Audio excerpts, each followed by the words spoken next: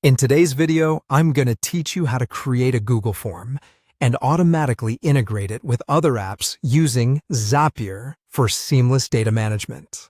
Whether you're collecting feedback, conducting a survey, or gathering RSVPs for an event, the combination of Google Forms and Zapier will streamline your process like never before. Let's dive right in. First, head over to forms.google.com to get started. Once there, you'll want to begin by making a new form. This is your blank canvas, where you can ask all the questions you need and structure the format to suit your requirements. You can choose from a range of question types: multiple choice, short answer, drop-downs. The options are vast and designed to cater to your specific needs.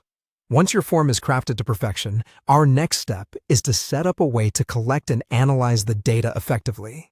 Click on the Responses tab at the top of your form, and then you'll see a small Google Sheets icon.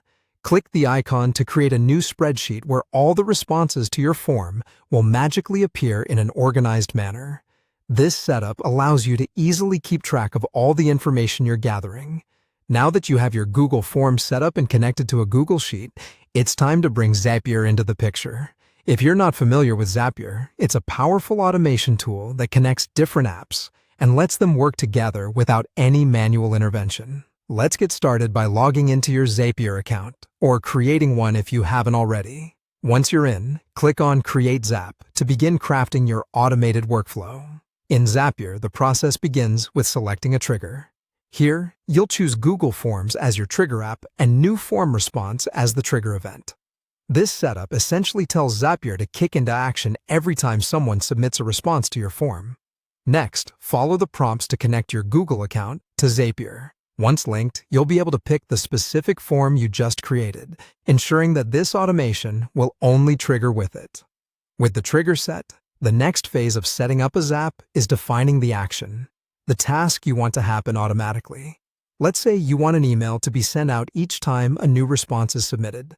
You would add a step for Gmail or any other preferred email service as the action app, and choose the relevant action like Send Email.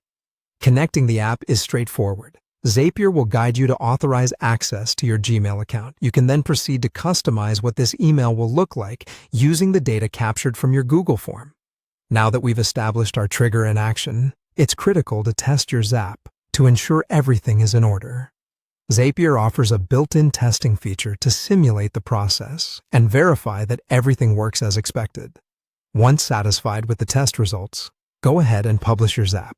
And there you have it, a quick and efficient way to simplify your workflow by automatically connecting Google Forms to other services using Zapier.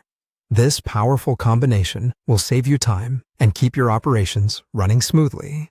Thanks for watching, and happy automating!